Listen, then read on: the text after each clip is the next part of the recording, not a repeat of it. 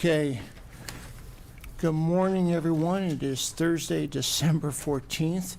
This year is just flying by.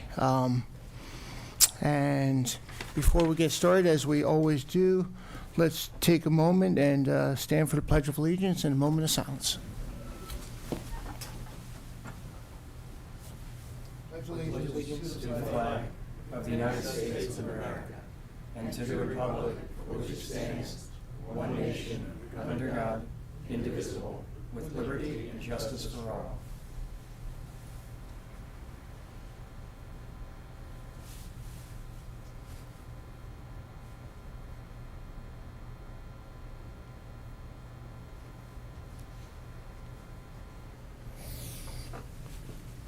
Okay.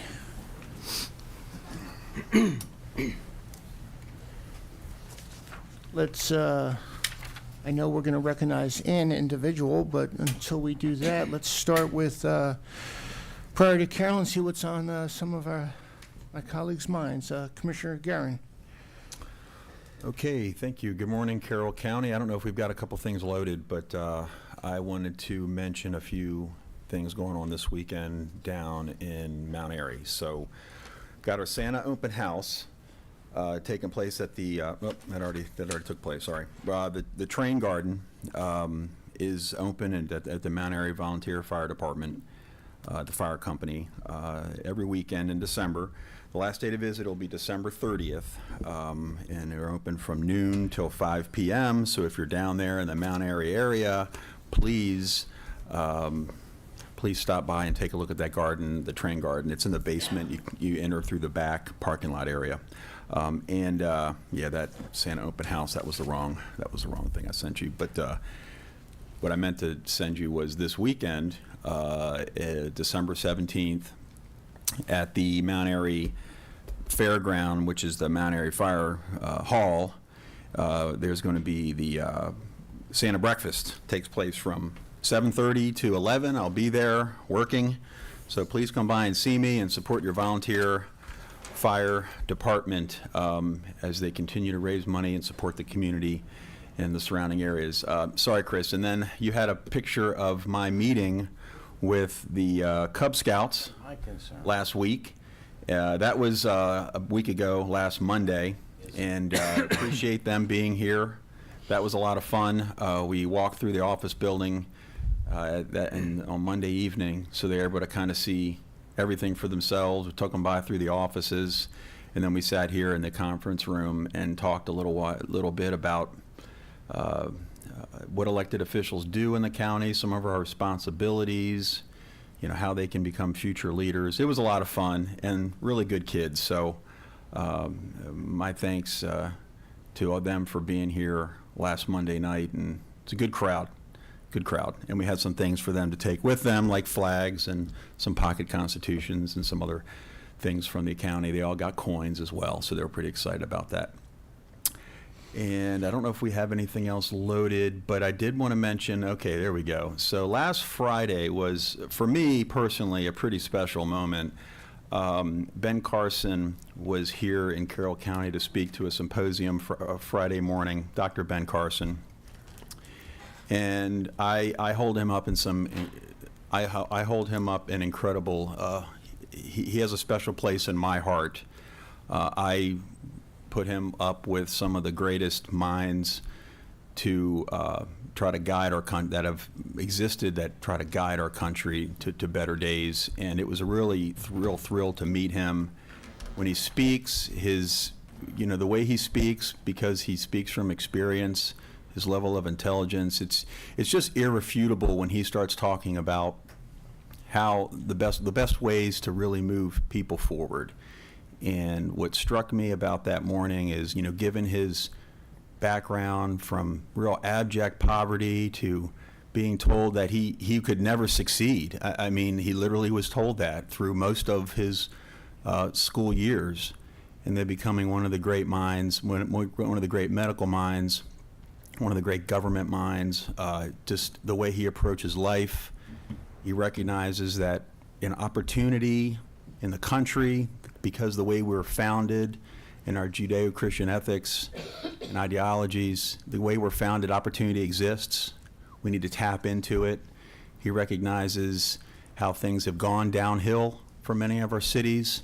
The crisis of single-parent homes, and some of the follow-on discussions we had for the symposium that rang true when you look at some of the statistics. So anyway, it was just a real special moment for me to be able to meet Dr. Ben Carson and his wife, and he's quite a man. If you have any opportunity to ever listen to him speak, or let alone meet him, I would certainly encourage you to do that, because you just leave very much inspired. So that is it for me this morning. Thank you.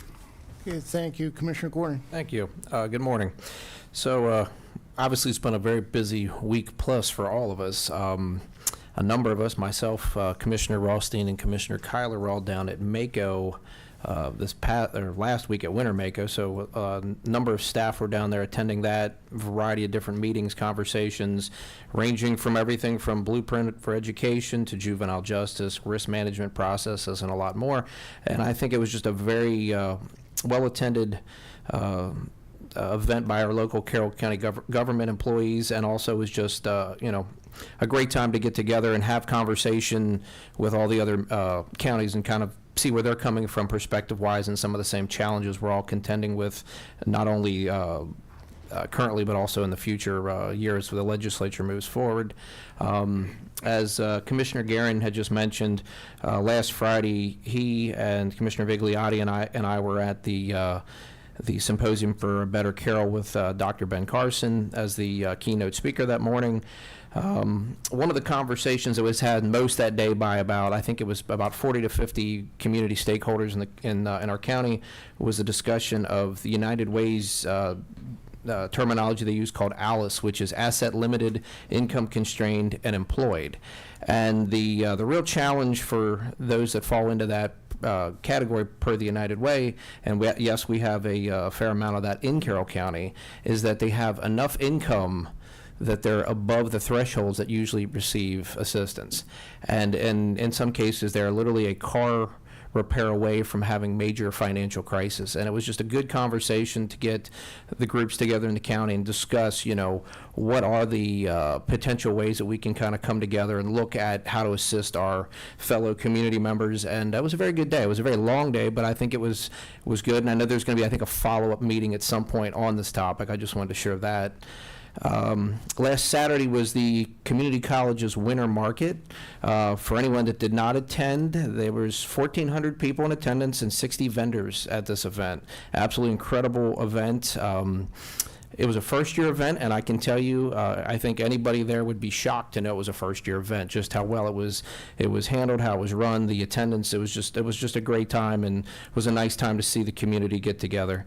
And last but certainly not least, I will mention this: Carroll Magazine just came out with their Person of the Year, which is Doug Valinowski of Valinowski Wealth Management Group. A lot of people know Doug in the community.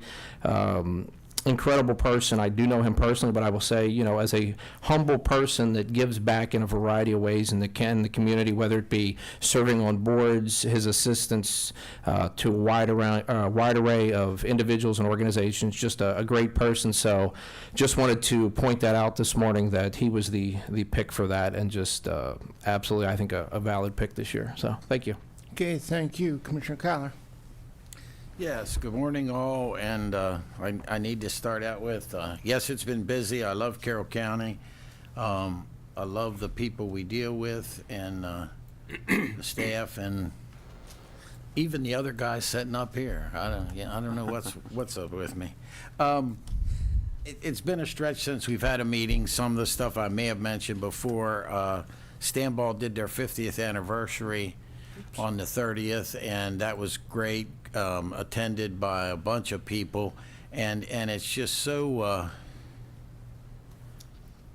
it's so nice to see a group like that, and that's and I know we've talked in the past about Ridge Engineering. Ridge Engineering started in somebody's garage, and built up to what is. Stanball started with a Vietnam veteran who had a piece of equipment, and they've been through some hard times, they've been through some good times, and now his daughter and son are running the company, and a lot of employees were there, and we caused issues. I just want to let you guys know. We declared it Standball Inc. Day. So I won't go into great detail where I was, but I ended up in a corner with one of the Standballs, and here comes one of their employees, and he goes, "I really want to thank the commissioners making this calendar day Standball Inc. Day. I assume it's a paid day off." So we stirred up people. Wrestling, I've got a few pictures of, this is some of the junior league kids, and wrestling season started, which makes my life more busy. But I think we had it last weekend, Friday, Saturday, Sunday, last night, and Friday night, and it's great. One of the things I want to point out, and I often mention my wife, she's been working at this since early 70s, and up at 6 a.m. making egg sandwiches for the wrestlers after they weigh in, et cetera, et cetera. And different times, there's some criticism. We'll have a tournament at North Carolina. This is Manval, and we'll have some city teams there, and who have become great friends.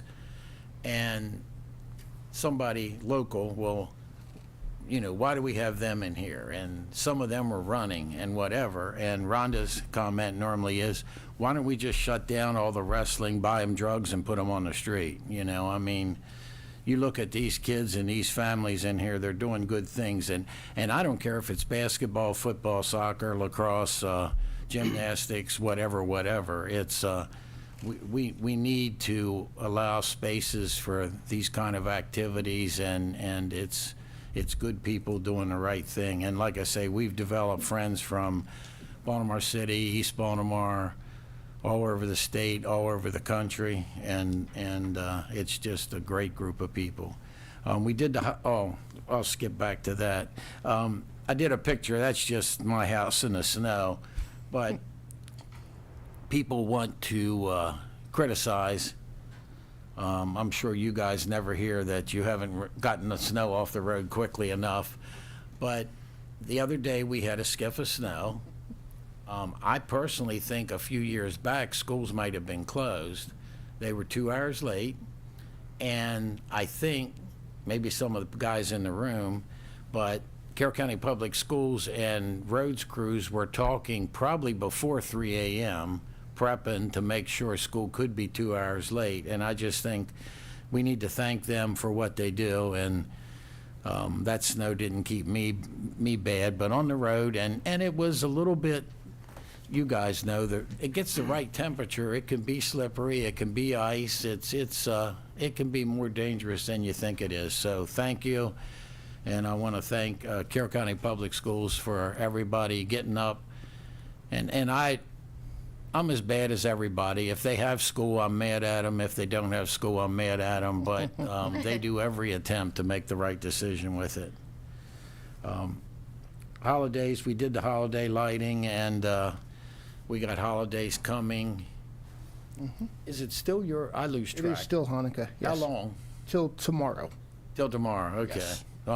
But there's a lot of holidays being celebrated, and Hanukkah, Christmas is coming, and I just told somebody the other day, whether you're traveling or whether you've got family traveling here, I hope everybody stays safe and well, and you have a happy holiday. We mentioned Mako, and it was good, and I'm sure others are going to talk about that more. Last night I had Community College trustees meeting. It was a great meeting. It always is with that bunch, some of whom are here today. And you mentioned the winter market, and they reported on that, and it was their first time, and they did great. They said they had one serious complaint. Some of the vendors said things were so busy I didn't get to shop at the other vendors, which is probably a good problem. Yeah, I would think. So yeah, that went great. Mission Barbecue did their breakfast for some of the community, and they're just so glad they moved to Westminster. When I was in York, they had one there that we frequented, and it's just, they care about the community, they care about the veterans. Not too many places does the world stop at noon and everybody stand up and honor our country. Went to a foreign EMS pinning, that was great. Some great families there. Again, like I say, I love Carroll County, but you saw some families there of people that I've known since they were born. And to see them and either a child or a spouse or a parent to pin them, it's a nice ceremony. Went to an Ag Center meeting, and again, another great group. The Ag Center is one of the jewels of Carroll County, and it's, I was surprised how many of them there are. They have a lot of contacts, and of course the Farm Bureau, and there's all kinds of other organizations they interconnect with. But just a great group, and they're starting to do more events out there. And I think a lot of people don't even realize what's out there and how many events happen on that property. They're getting more busy and more busy, which also makes it harder on them because it's not just a big farm building. It's a building for events, and they talked about whatever, drapes and tinted windows and different, like they had gymnastics meet, and I forget, the balance beam, the sun hit the kids in the face, and you know, it's when you start doing all those events, you have issues, but it's all worth it. Snow I mentioned. Wreaths Across America, this Saturday. A lot of locations throughout the county. Babylon does such a great job doing that. They have so many volunteers helping them. Our church has done it since the first year, and I'll be there probably at 11:30. I think it starts every place at noon. Correct. And if you haven't been, stop by.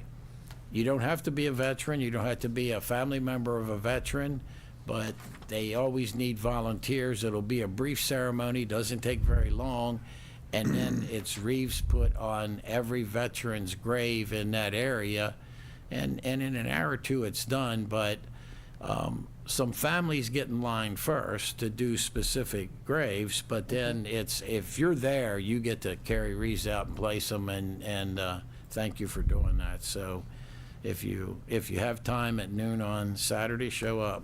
And that's it for me. Thank you. Fantastic. Commissioner Vigliotti. Thank you, Commissioner Rothstein.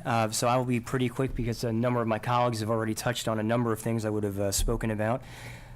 Like Commissioner Kyler had mentioned, I had the privilege of attending Stambaugh's 50th anniversary.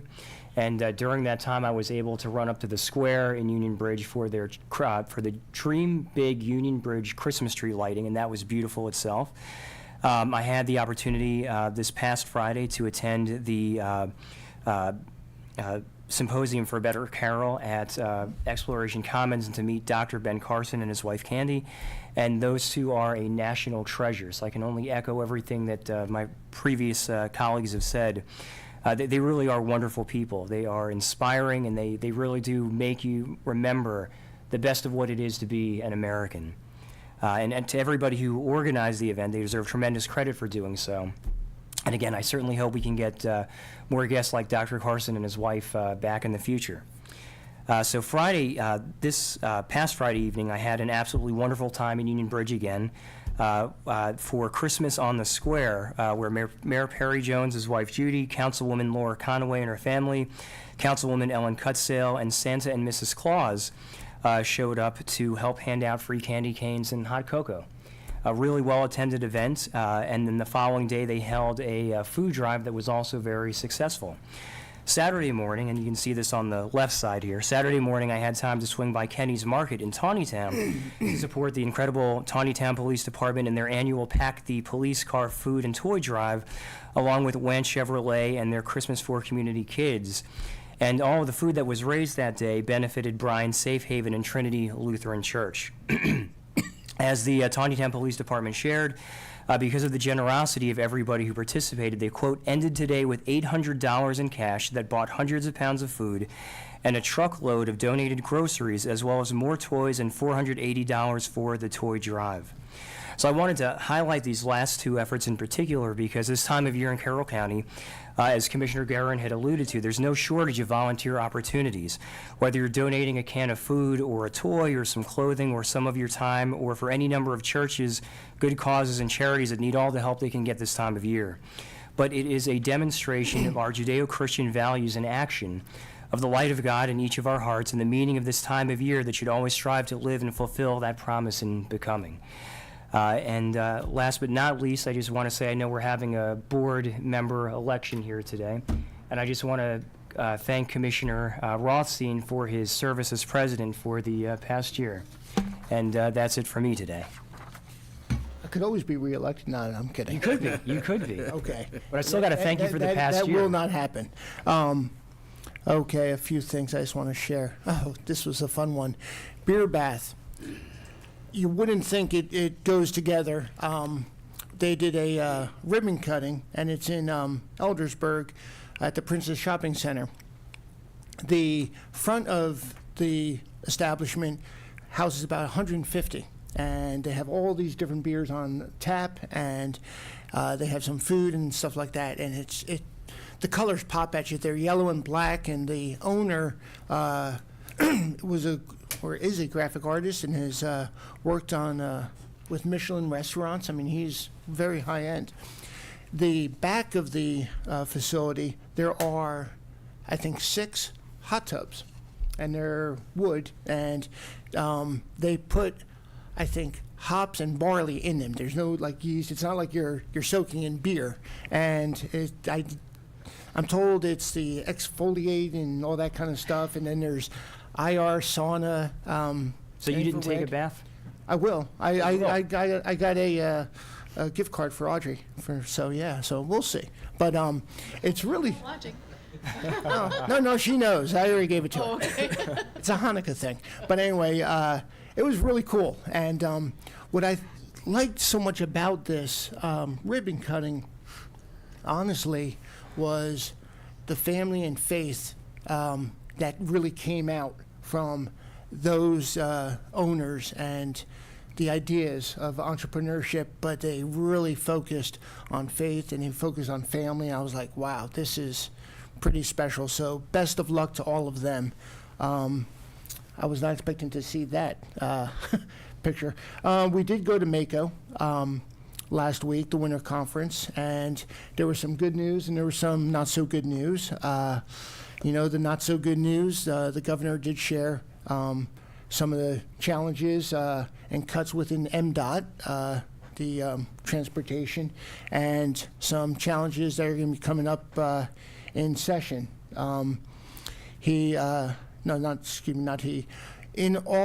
In addition, there were some sessions. One I went to was planning and housing, and I appreciated going to it. It was very informative. However, it's not what I want to hear. And I listened very closely to it, and I challenged them as well with the secretaries of housing and planning. Almost like they had a hypothesis, well, if we take it over, it'll be better for the counties. And I was like, no, wrong answer. And the best part about MACO, the Maryland Association of Counties, their focus is on local control. And their focus, the best they can do, is get us together and say, how can we do, best in local control in serving our communities. I did have the opportunity to moderate a panel, which is always an honor and humbling to do. Very, very smart folks. This panel had to do with Airbnbs and temporary stays and all that kind of stuff. As it doesn't really hit Carroll County as much, but it does hit like Ocean City and other locations. But it was interesting. But definitely MACO, I continue to serve on their board of directors.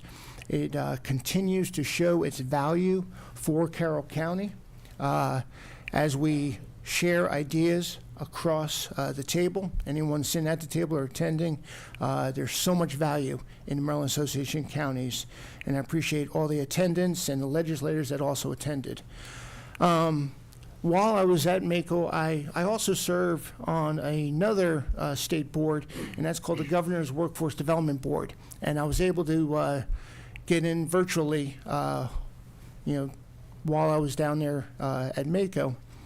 And the Governor's Workforce Development Board, I've been on for quite some time as a veteran, as a service-disabled veteran-owned small business, but now also representing MACO and representing the jurisdictions.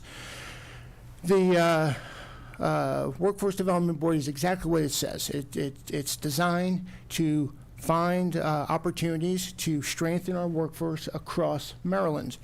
One way of strengthening our workforce across Maryland is, again, to decentralize and have more local control with local workforce development boards. And we have one here in Carroll County that, I guess, split away from Howard County. It used to be Howard County, Carroll County. Now it's just Carroll County.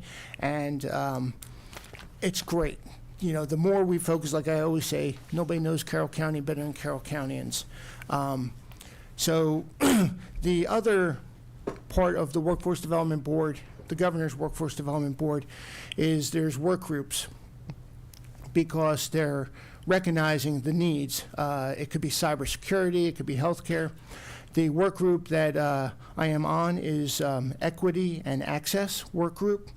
And we've got to continue to recognize the importance of equity and inclusivity in our workforce, and open the barriers. If they're those barriers should not cause folks from not getting into the work that they deserve to be. So, to me, equity and inclusivity, or access in this case, I take it back from being in the military. It's a task force. It's where you bring everybody together and you figure out the solutions to a problem that's identified.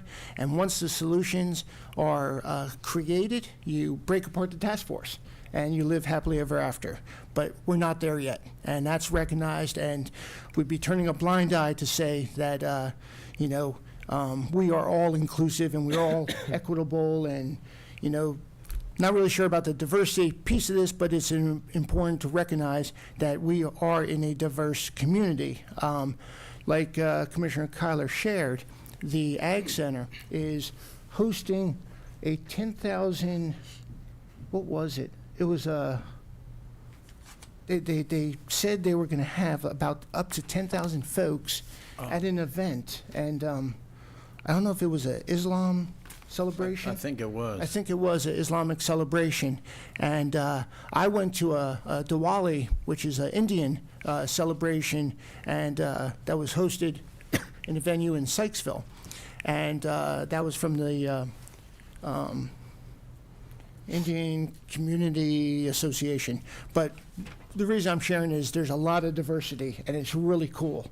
And it's really cool to learn from others and the other cultures. So, Race Across America was mentioned. I'm so proud of Babylon Vault, Tammy, and all those associated with it to recognize those that are interred in Carroll County, and to allow us to participate in them. Commissioner Kyler mentioned the roads crew dealing with the schools. I, again, want to recognize, one, the importance of the roads crew, but also to the community that these crews put themselves in challenging situations every time they're on the road. And so my recommendation, this is going to continue, as the season, as the winter season, you see a vehicle, get off to the side. Don't pass it. Don't try to cross it in a double yellow line. I mean, that's just downright stupid. And people do it all the time. And it's dangerous. You're putting themselves at danger, and you're also putting our workforce at danger. So, And the road stakes. and Don't- road stakes, yes. Road stakes. Yeah, Snow those road stakes are there for a purpose. and please do not take them off because they are absolutely there for a purpose. But yeah, kudos and, as we say, bravo Zulu to our road crews. Mentioned the Ag Board. The last thing I want to share is I get numbers from what's going on in the hospital once in a while. And this last weekend, it was at capacity, and I'm talking about Carroll Hospital. And there was a lot of visits in the emergency room, as you would expect. But the numbers that in admissions, because people talk about COVID, there were 19 admissions. This is a snapshot in time of a day. There were 19 admissions for COVID, 6 for RSV, and 2 for the flu. Now, I'm not highlighting that COVID is the monster.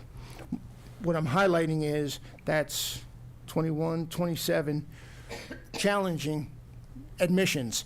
So the more we can do to avoid going into the hospitals and being admitted, whether it's washing our hands and doing the things necessary, recognizing that whether we're getting sick or being more proactive, let's try to do it because this is a tough season.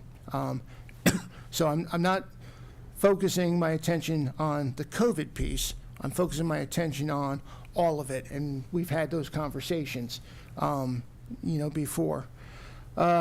But because of that, they had to go into overflow, and that's challenging with the hospital.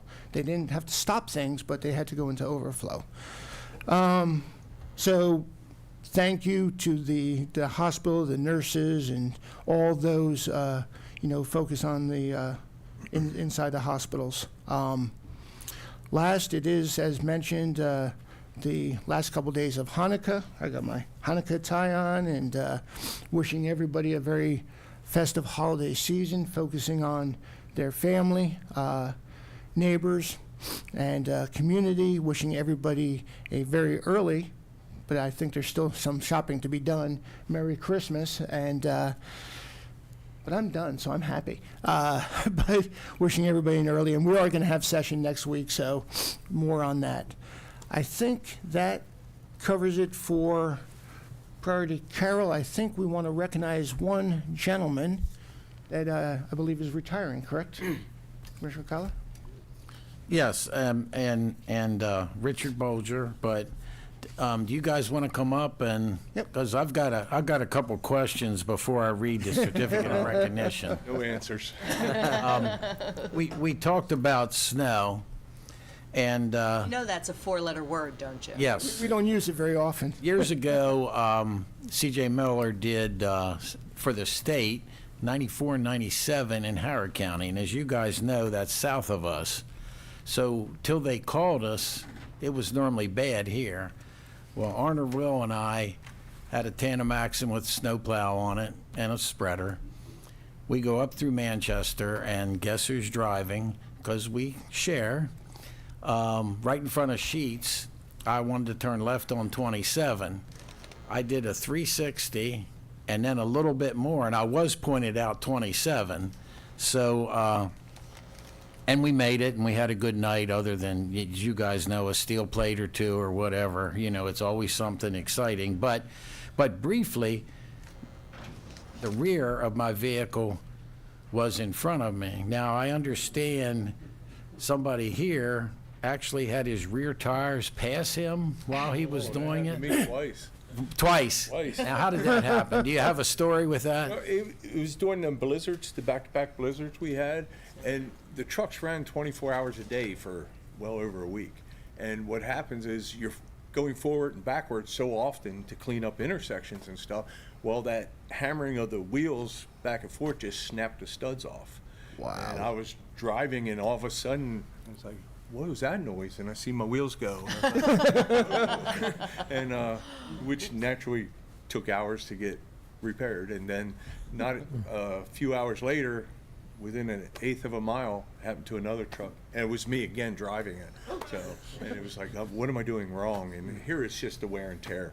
So, but now since then, they put these little indicators on there. So you're supposed to, you know, as you get out every now and then to check around, you watch these indicators. If they're not where they should be, then you know you have a problem. So, and with that all being said, I also rolled a truck that week.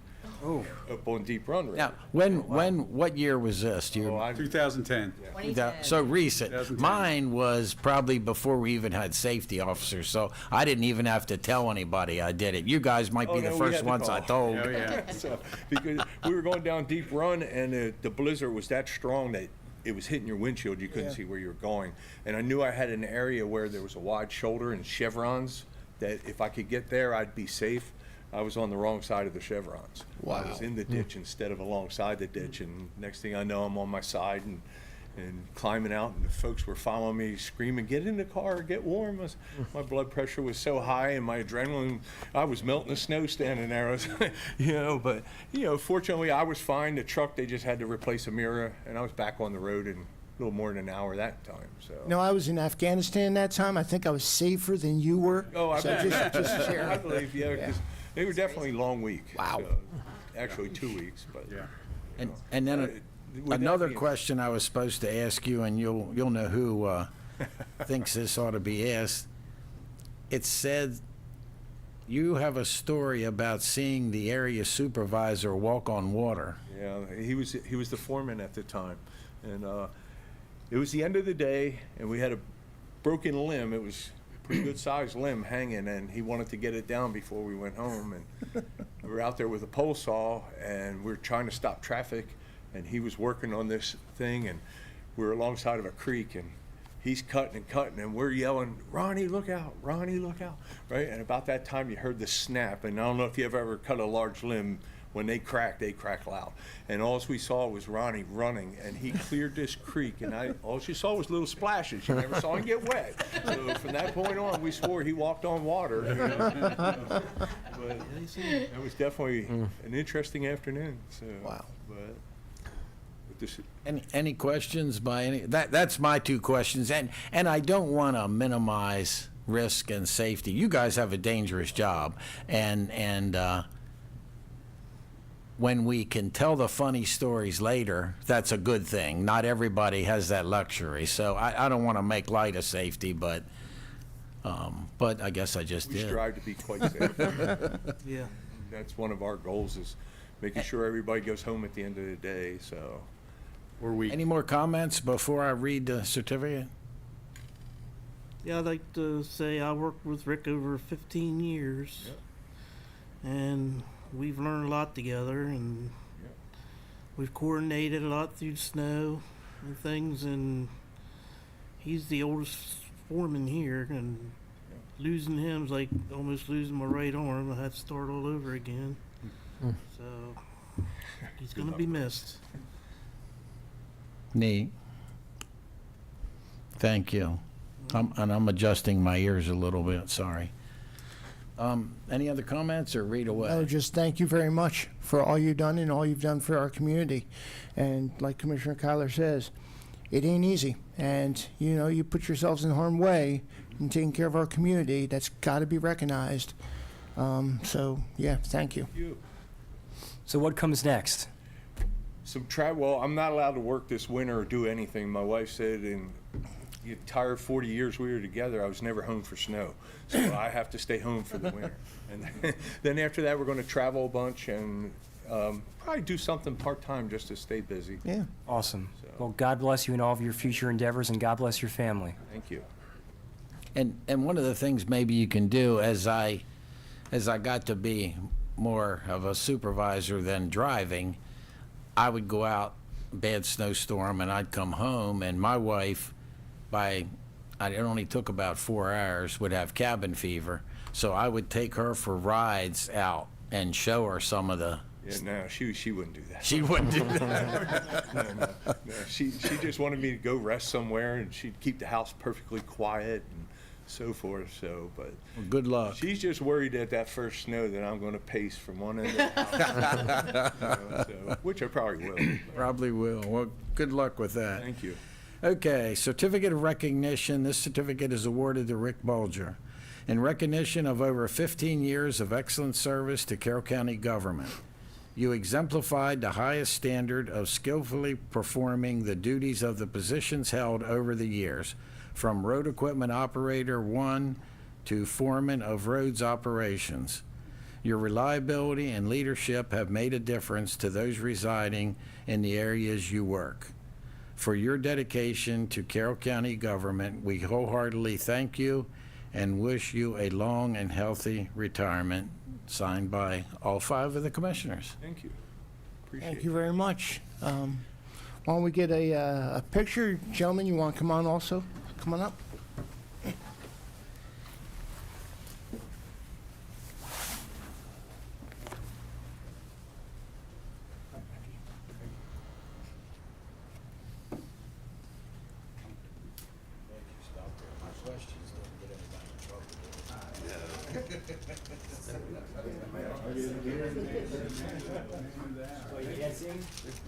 That's not a bad thing.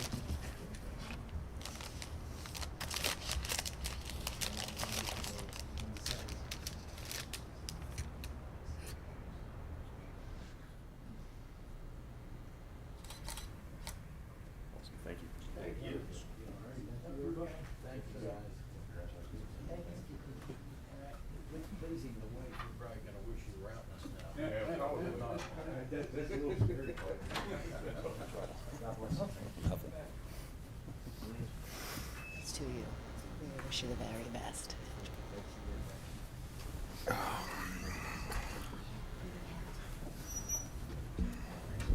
Okay. I understand that totally.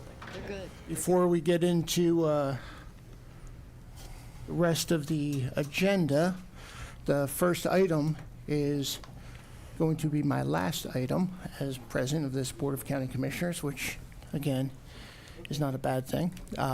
So wait, do you end now, or do you take us through the rest of the meeting? Let's get to this first step. Okay. So, with that said, any opening discussions, comments, motions? Well, I'll make a motion to nominate Commissioner Kyler to be the next president of the Board of Carroll County Commissioners.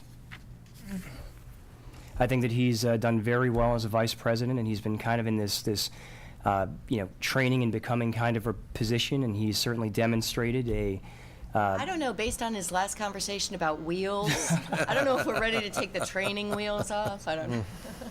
Well, I think we could probably get him to sail through maybe. But so yeah, I think he would excel in the role, and I think he'll do well to follow up on Commissioner Rothstein's standards that he set. And given his experience in the county, I think that he'll do well. Well, we did last time. We did a motion and a second, and we moved through it. Commissioner Kyler and I were actually talking. I think it was the Board of Education, I think, does it a little bit differently, and they open up for any other nominations, as opposed to just a motion and a second. So I'll withdraw. no, okay. no, that's not what I'm saying. So, kind of playing this, I won't say by ear, but if there are other nominations or discussion at this point, I will second the nomination for Commissioner Kyler to be the president of the Board of County Commissioners. Is there further discussion? I have a motion, I have a second. Seeing here none, all in favor? Aye. You good? Yeah. Okay. Now, I apologize. Did you vote? I did. Yes, Okay, 5. you're good. It's Okay, 5-0. 5-0. Okay, now, we have a president of the Board of County Commissioners. Is there a motion or discussion for the vice president of the Board of County Commissioners? I do. I nominate Commissioner Tom Gordon to serve as Vice President of the Board of Carroll County Commissioners. Okay. Are there other nominations for the vice president of the Board of County Commissioners? I'm going to nominate Commissioner Vigliotti for that position. So let's open it to discussion. Unless, at this point, if there's a second to either motions, we can go from there. I second the motion for both nominations. Is that okay? Yeah, I guess so. That's kind of interesting. I know I'm taking this on a different Yes. route, but, so you're seconding the motion for both Commissioner Gordon and seconding the motion for Commissioner Vigliotti. What do you think, dual vice presidents? No, we need to vote, right? We do need to vote. Okay. With that said, the first motion was for Commissioner Gordon to be the Vice President of the Board of County Commissioners. All those in favor? Aye. Okay. I guess against? No. No? No. Okay. Those in favor of Commissioner Vigliotti for the Board of County Commissioners? Aye. Aye. Against? No. Okay. So Commissioner Vigliotti, through majority vote, 3-2, will be the Vice President of Board of County Commissioners. This is effective immediately. You get the gavel, you get the block. And I think, Your speakers, I apologize, your speaker's over there, so we're not going to be moving anything, and I think you can, Commissioner Vigliotti had a good suggestion. I think you should go ahead and finish this meeting, and at the end, we'll thank you for being president, and then I'll take over. You I will guys take okay it. with that? Yeah, absolutely. Sure. That's what I thought we were going to do anyway, so. okay, Yeah. okay. I want So close and yet so far. Okay, let's talk about Sullivan Snowden Way to the Arc of Carroll County. Mr. Burke, you want to start us off on this? Good morning, Commissioners. This is a public hearing under the county code, land that's no longer considered by the county commissioners to be needed for a public purpose can be transferred at no cost to any nonprofit that's authorized by statute to receive appropriations from the county. And the Arc of Carroll County is one of those organizations that's established in the statute to receive appropriations from the county. And they've acquired interest in acquiring two pieces of property at the corner of Sullivan Road and Snowden Way, parcels B and C, Section 1 of Devlin Square, formerly used as possible stormwater management parcels, currently vacant and currently having to be maintained by the county. ARC is interested in obtaining those for possible residences for their customers, what do we call it, clients? Yeah, that's good. Clients, people, for their people. So the purpose of this public hearing is to elicit any comments from members of the general audience as to the whether or not this is a good thing or a bad thing. And with us here is Don Rao from the ARC, as well as Brian Bokey, our Public Works Director. Do they want to give us a little introduction? And I don't have anything else to add. Thank you, Tim. Yes, we were here on November 16th. We briefed you on these properties, some of the history of the ARC, history of these properties. I think we answered a couple questions. So, yeah, today we're here to listen in on public comment and answer any additional questions you have as a board. Okay. Very interesting, because Winters Mill Wrestling lost a Century last night, so I'm not sure if I want to keep going with this, but although my son coaches for Century, and the Blessing brothers are now coaching Century, just throwing it out there. Just saying, huh? Well, Just saying. congratulations. So Zach, and I think Zach and Troy, right? Yeah, Zach and Yeah. Troy. And I wanted to say, Just I'm throwing it out there. showing no bias to this vote, and I am going to vote, but he is a solid wrestling fan, so, you know. I know, but just saying that Century And won. And I was at community college and got there 5 minutes after the match ended, so I didn't get to see it, but I would have liked to seen a different result. What? No. Okay. Are there any comments from the public? I would just add that the notice of public hearing was advertised in the Carroll County Times on November Correct. 30th and December 7th, and per the statute, it included the appraisal value, which was obtained by the ARC. The property was appraised at $50,000 each parcel. Okay. in addition to being advertised on our website. Right. Now, again, no comment from in front of me. Mr. Swam, is there anybody on the line for comment? I have no one on the line, sir. I apologize. I have no one on the Okay, line, sir. thank you. Okay, I just, if it would be just Sure, okay please. to add, just quickly to kind of reaffirm our interest and appreciation for the commissioners considering this. And I would just like to introduce some people that I'm here with today. I'm joined today by our president, Corinne Corpus, our immediate past president, Sherry Lee Bream, directors Tony Eckert, Lee Prim, Carol Yingling, the Honorable Barry Hughes, and our Director of Development, Jen Johnson. there's no doubt that you have a tremendous support Yes. and community support for everything you do, and it's appreciated, at least I know from me and my colleagues, for all the work that you and your team does.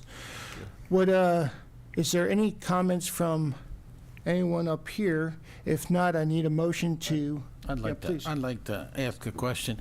Have you received any public input, and haven't you met with some of the community, I think, and was that all positive?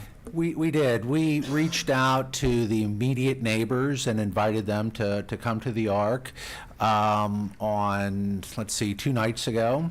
And we had one person take us up on that. She was the pastor of the church there on Sullivan Road, and she was interested in hearing about our plans and project, and invited the Ark to explore some ways that we could partner with the church once we become, hopefully become members of that community. So from that, our takeaway was a very positive interaction. Fantastic. Awesome.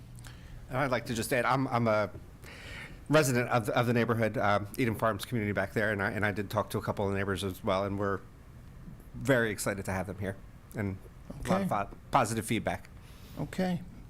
So at this time, what I need from my colleagues is one of two things. One is a motion to close, the public hearing and keep it open for 10 days, or as calendar days, or at this opportunity, we can close the public hearing and make the motion to approve the transfer.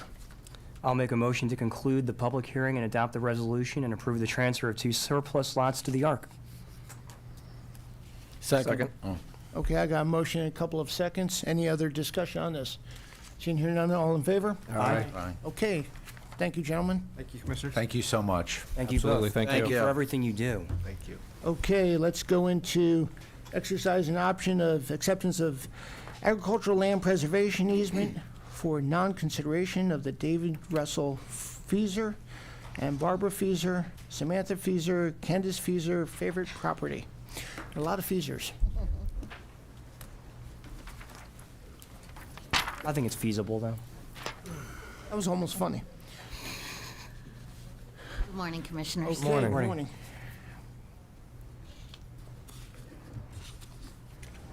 Good morning, Commissioners. Morning. Good to see you again. I wanted to start out congratulating our new President and Vice President Thank you. for the Commissioners. Also, I'd like to let everybody know that we're currently at 79,513 acres. 79,513. Did I get that right? Yes, sir. And we're looking to settle another 127 acres this month. Okay, So we've been very busy. Everybody's getting a lot done. fantastic. Can't quite get over 80 this year, We're right? getting there. Calendar year. I don't think we're gonna quite make This it, one. but it won't be far into next year. We should be there. Awesome. So yeah, we're looking forward to that as well. So we're before you today for final approval of David Feeser, Barbara Feeser, Samantha Feeser, Candace Feeser favorite property, 2206 Kraus Mill Road in Tawnytown. Julie Feeser, which is David Feeser's sister-in-law, subdivided 27.07 acres and gave it to David Feeser. Along with that subdivision, which is not a normal subdivision, he was willing to sweeten the deal by being willing to put his 17 acres into ag preservation at no cost. So the total preserved area of David Fieser Farm will be 44.5674 acres. The remaining preserved acreage of Julie Fieser Farm will be 181.25 acres, and they will be 2 separate easements.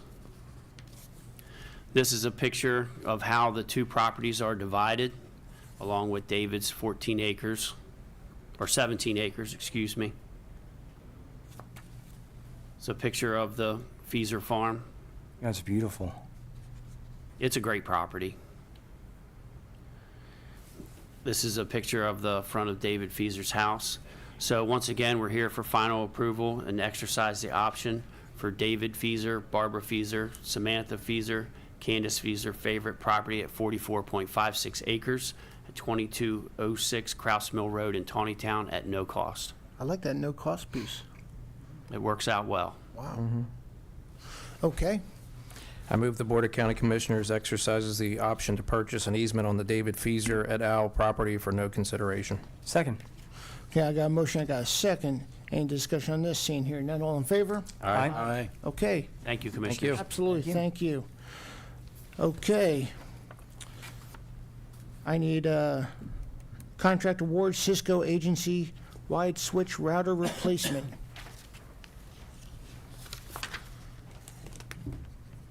Maybe not. Let's move into transfer of funds then. Yeah. JP? Hey, Ted? Oh, that's all right.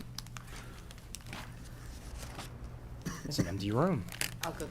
Okay. You do this and I'll get that. Yep. It's fine. It happens. Mr. Zaleski, why don't we come up here and let's move on to item number 5, transfer of funds, operating, approval of resolution 0-TAC-24.04 for FY24 cardiac devices grant. Okay, this is one of those items where I'm bringing you a budget transfer for an item for you to approve following it. We got a grant that needs a match, but match was not budgeted. So we're bringing you this resolution to move money from the reserve for contingencies. No, I'm sorry, that's not right. Let me back up a second.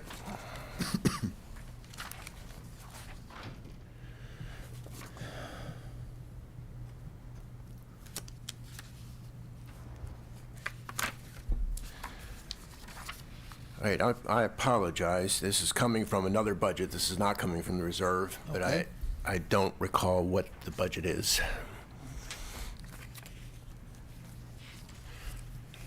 Maybe someone is watching this back in the budget office. Okay, why don't we, So while we're on that topic, what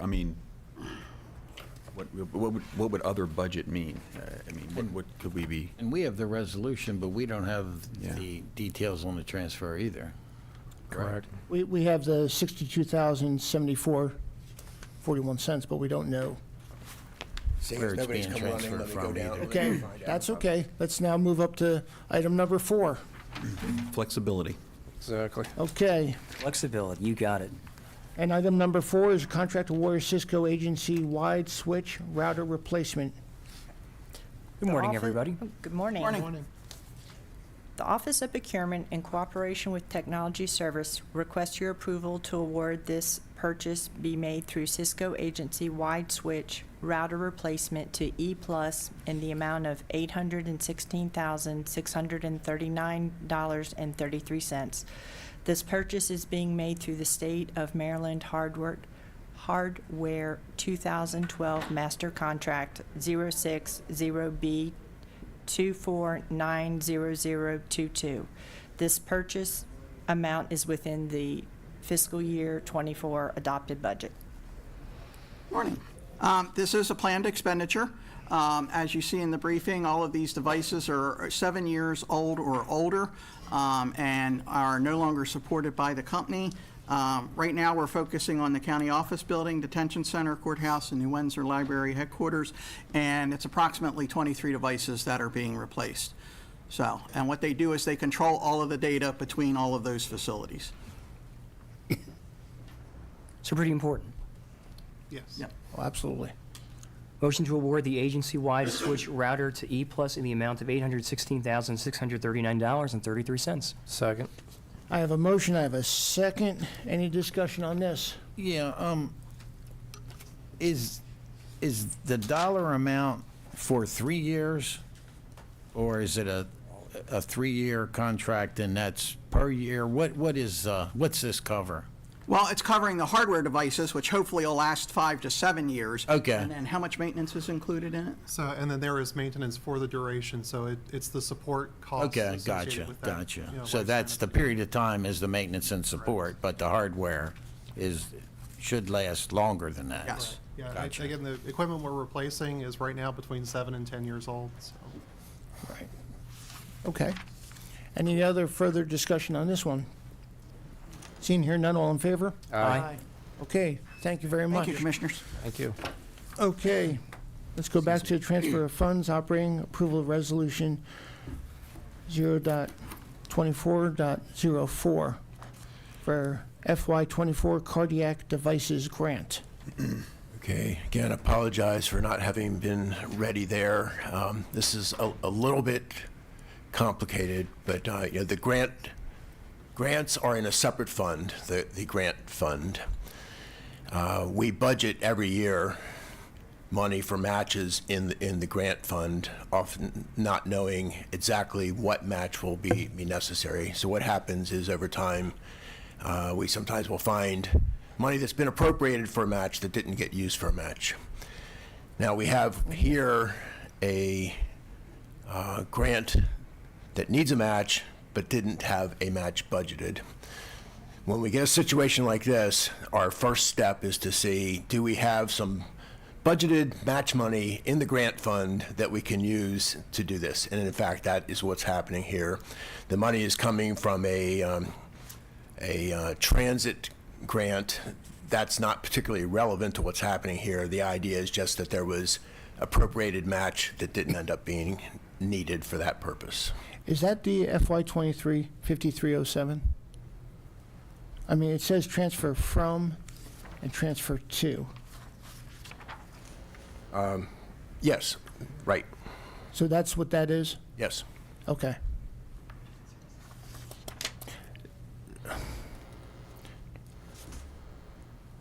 Okay. I mean, and is there more in that, you know, line item that could also possibly be used, or? I don't know. Okay, okay. Right now, all I know is there was enough available to do To this. cover this, okay, okay. Makes sense. Motion to approve Resolution O.24-04 for acceptance and transfer of the FY24 cardiac devices grant. Second. I have a motion, I have a second. Any other discussion? Seeing here none, all in favor? Aye. Aye. Okay, now let's talk about what we're going to do with that money and accepting the FY24 cardiac devices grant.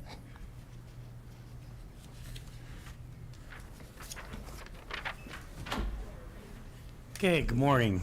So annually, MIMS, the Maryland Institute for Emergency Medical Services Systems, gives us the opportunity to apply for matching grants, and these are used both for the purchases of automatic defibrillators that are used in our units versus the ones in the building.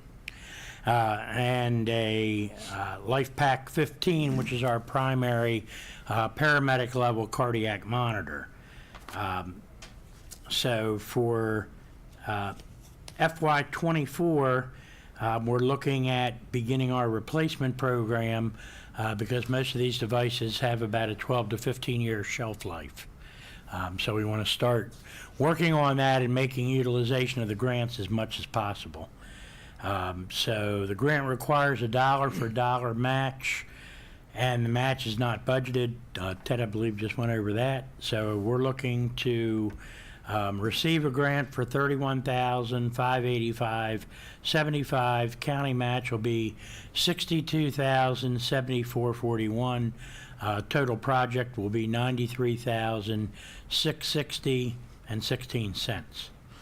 Okay, so the money is there. We took action a few minutes ago to ensure that the money is there now. Yes, yes. I'm just curious, why are you up here alone, unafraid, and not with Grants coming up here, walking us through this? Debbie's there. No, I know. Oh. But Debbie, I'm used to you kind of walking us through this and him saying, yes, this is the operational need. Yeah, because, and I'm curious if it's a dollar for dollar match, we're actually almost spending 2/3 of the money. Is that just because that's how much it costs and that's how much grant we could get? Yes, it is the minimum match. We could certainly put more in the project, and this is what we need to make the project whole that they proposed. And so we're competing with all the other counties in the state, and they're trying to be basically trying to allow all the counties to be able to compete. And we're probably in the middle in terms of the amount of funding.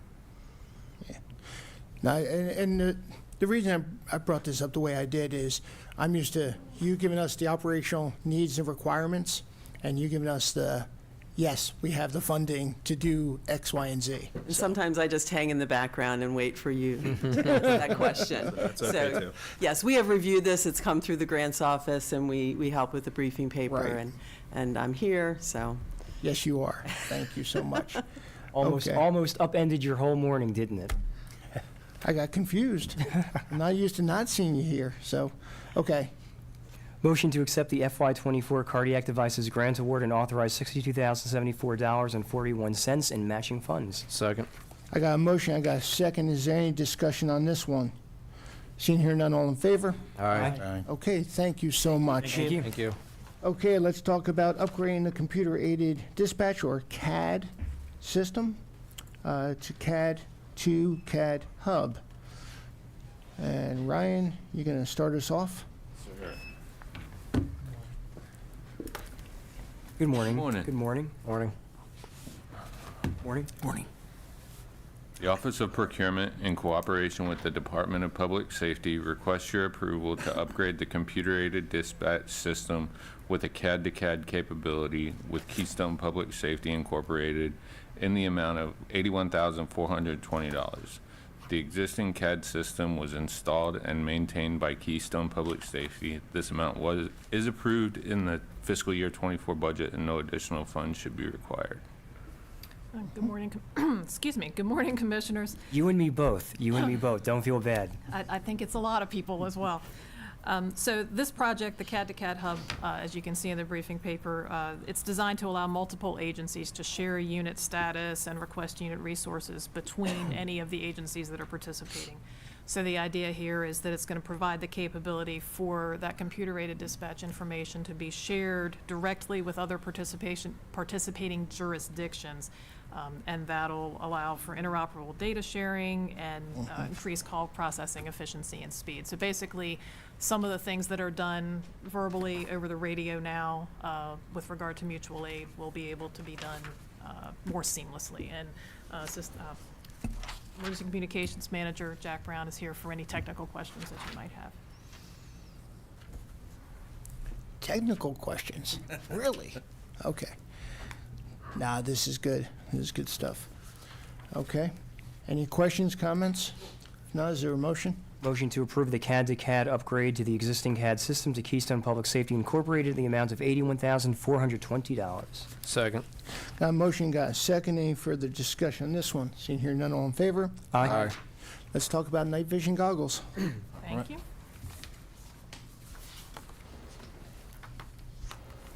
The Office of Procurement, in cooperation with the Department of Public Safety, Emergency Management, Sheriff. That's all right. Request your approval to purchase 13 sets of night vision goggles and accessories for the Carroll County Sheriff's Office from Municipal Emergency Services Lawman Supply in the amount of $57,410.55. Municipal Emergency Services Lawman Supply is a current term contractor with Carroll County. This purchase will be made using FFY 2023 Urban Area Security Initiative funding, and no additional funds should be required. Did you say 2025? 23. Yeah, okay. So you're paying attention. That's good. Yeah, I was- Yeah. You did say 25.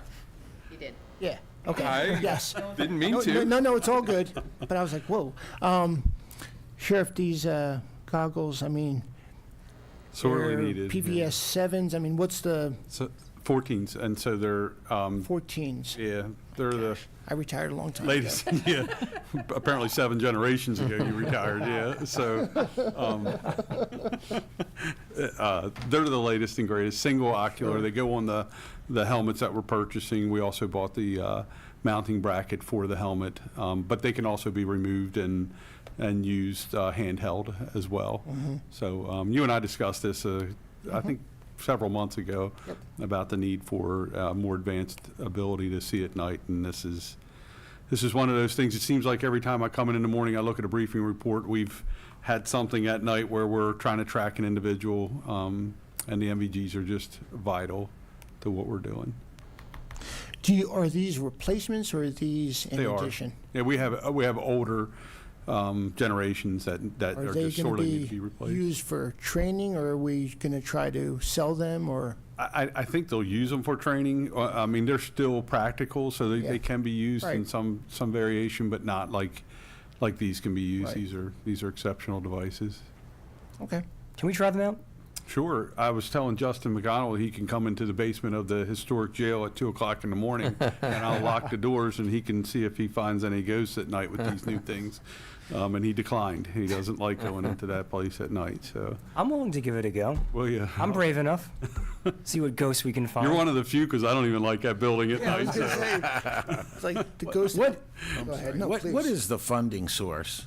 The Urban Area Initiative, it's a funding source. Go ahead, Val. We've been working Yeah, it's with them for years. But how Urban do you, Area Security do you have Initiative. to get that project by project or Yes. purchase? In other words, they've approved this specific purchase with that funds. Yes, there is a committee structure that is part of the regional construct for the whole region. I said region an awful lot there, but it is definitely a regional initiative. There is a law enforcement committee that all of the component jurisdictions of the Baltimore-UASC region have a representative on. So Carroll County has a representative on that committee. Every year, as the funding is announced by the federal government, projects are submitted by the jurisdictional representatives. The law enforcement committee as a whole vets them, and then they go through the process of being approved up to the higher level and then come back down to us. We kind of know historically what the funding's going to be, although it's declined. It's been getting smaller and smaller as years go by, but we know through attrition what sort of projects we want to look at. These are big ticket items that we wouldn't generally have to go through our operating budget or go before you to do. So we put them in as projects and get them approved.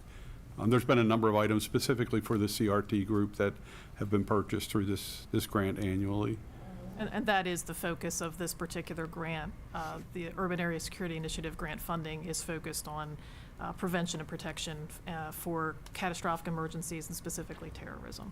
In the capital region. So I've explained to you guys that I'll send my CRT team to Montgomery County, Baltimore County, a lot of times to Baltimore City if need be, but that's the agreement that we have, that we can use equipment regionally if the need arises, and we have.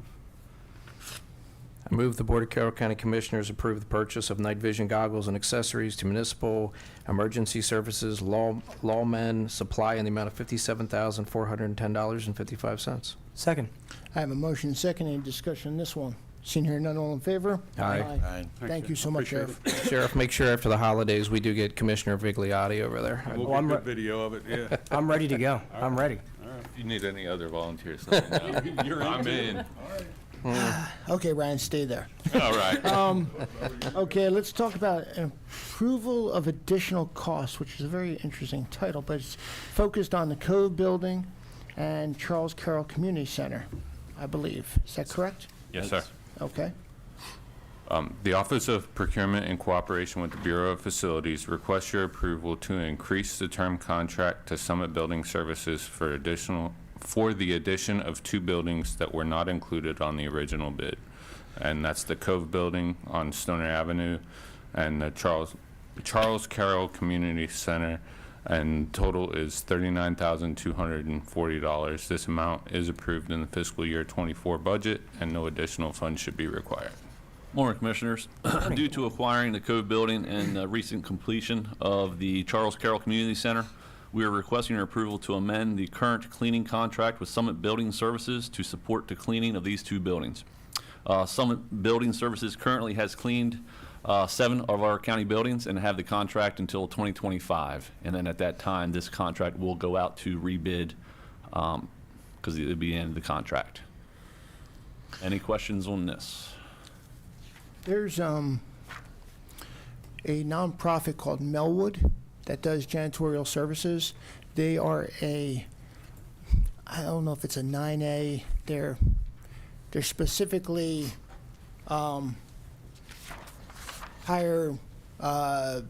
challenged individuals. Okay. And I remember I used them, and they were under my contracts vehicles when I ran Fort Meade.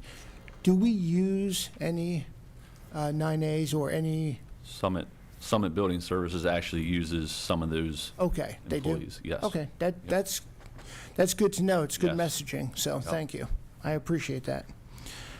Okay, Motion to approve the additional cost of the term contract for Summit Building Services number 12004 in the amount of $39,240. Second. I have a motion second. Any discussion on this one? Seeing here none, all in favor? Aye. Okay, let's talk about elevator and lift maintenance. All right. The Office of Procurement, in cooperation with the Bureau of Facilities, requests your approval to award the contract for elevator and lift maintenance and repair to Eastern Elevator Sales and Service in the monthly amount of $5,520, which is $66,240 a year. This cost covers the monthly inspection on all county-owned elevators and lifts. This amount is within the approved budget, and no additional funds are necessary. So this term contract will provide monthly maintenance and service to all the elevators and chairlifts at all Carroll County facilities. The current contract services 22 elevators along with 5 chairlifts. Eastern Elevator Services and Sales currently holds the contract for the elevator maintenance and has since 2018. This contract will be initially for 1 year with 4 remaining years on option. Like I say, they currently hold the contract, so it should be a pretty clean, even switch. Got it. Okay. Motion to award the contract for elevator maintenance and repair to Eastern Elevator Service and Sales in the amount of $5,520 per month. Second. A motion got a second. Any discussion on this one? Seeing here none, all in favor? Aye. Thank you, gentlemen. Thank you. Okay. Is there more? Elevator. One more. We need to upgrade an elevator. Oh, I apologize. Upgrades. Elevator upgrade, county office building. Sorry about that. All right. The Office of Procurement, in cooperation with the Bureau of Facilities, requests your approval to award the contract for renovations to 2 passenger elevators at the county office building to Eastern Elevator Sales and Service in the amount of $506,783.56. This cost covers the renovations, parts, and labor. The amount is within the approved budget, and no additional funds should be necessary. So on this one here, Commissioners, elevator cars 1 and 2 located on the old side here at the county office building. They were installed in 1973 with 50 years of continuous services. While they remain operational, the cost in maintaining them and securing the parts are getting harder and harder to find. By upgrading both cars under a scheduled project, we're hoping this will minimum the impact of the operation and the building, rather than if something majorly would happen, we got to come in and fix the problem under no set schedule. The upgrade will include car interiors, entrance upgrades on all floors, motors, controls, and will bring the cars up to the current code compliance for elevators. And Thad Highlander here is the project manager on this particular job, so if there's any questions, I'm sure he can go in more depth if you have any. The cost difference is pretty dramatic, from 506 to 871, you know. Is it that these other two just didn't want the jobs, or? There's a couple reasons. Yeah, please. Yeah, I'll let you speak on that, Thad. A lot of elevator contractors are, not that I'm for or against either one. These are primarily union shops, and they use proprietary software and equipment. Eastern Elevator is neither of those. We have equipment that's non-proprietary, and they're not a union shop. Wow. And we've worked with them. They're familiar. They're definitely familiar with the equipment. They've been in mechanical rooms for the past 6 years, and they know how the cars are currently operating. That's a I'm pretty getting strong familiar with a testament. lot of the noises it makes. Hopefully we change that soon. So car number 3 then would be the elevator out in the newer section? That is correct. So a question, the old side, as it's called, are there future plans to make any upgrades or renovations to that side of the building as a whole? And the only reason I ask is because if there are planned renovations or things like that nature, you know, do you do the elevator first, or you do the elevator Well, last? I know what you're getting at. And the answer to that is very small construction projects that shouldn't beat up the elevators, shouldn't affect the use of those elevators on this side of the building. We're going to be doing some HVAC work down in the basement and here on the second floor within the next year, but nothing that is going to damage the use of these elevators if they're installed now. Okay. And another too with these elevators, when we do certain moves, if facilities comes in, we got to move desk, furniture, cabinets, what we'll do is we'll hang curtains on the panels so we aren't destructing the elevator cars. What's the rough estimation of a timeline on that project? You want to answer that one? We're hoping 6 to 8 weeks. Okay. But I do expect that to change, and that's per car, not for both. Okay. We won't take both cars down at the same time. One car will be down, the other car will be operational. Thank you. Cool. Appreciate the insight. Any other comments, questions? Is there a motion out there?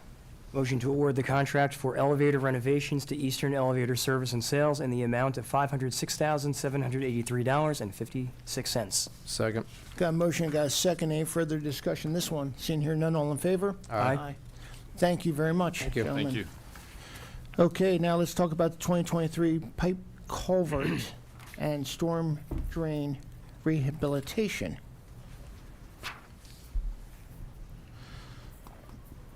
Good morning, good morning. Morning.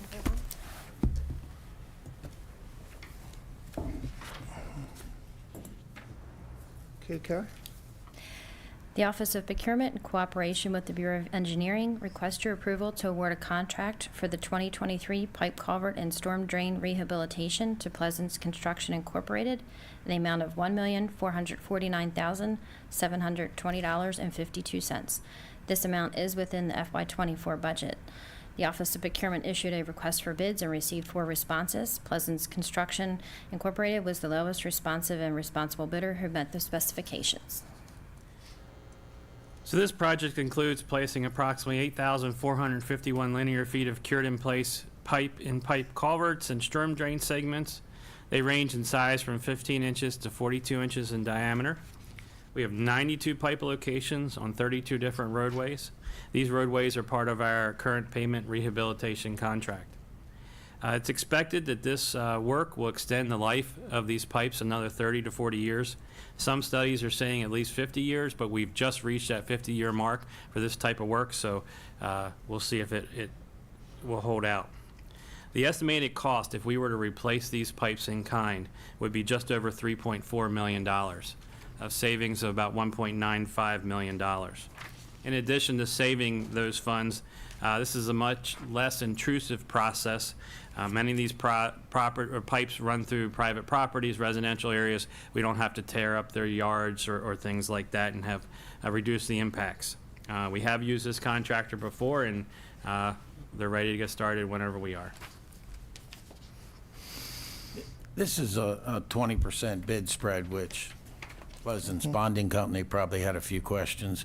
Do you see a reason for that? And what was the, and I know you don't like saying the engineer's estimate, but was this within budget easily, or? It's under our estimate. They're familiar with our work. They've done it before. They're familiar with what we have, and they're familiar with the fact that the information we give them in the bid is correct and current, and that they're gonna numbers are close. Yep. They wanted to win this bid, and they knew that they wouldn't be left. Yep, good. Motion to award the contract for 2023 pipe, culvert, and storm drain rehabilitation to Pleasance Construction Incorporated in the amount of $1,449,720.52. Second. Got a motion second. Any further discussion on this one? Seeing here none, all in favor? Aye. Okay, Thank you.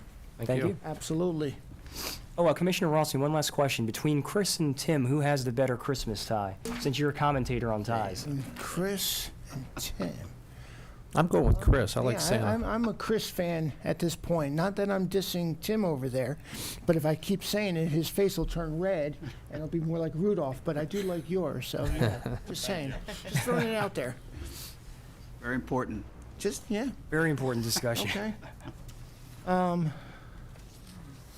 Let's talk about contract award purchase of replacement diesel generator for the Pine Hill wastewater pumping station.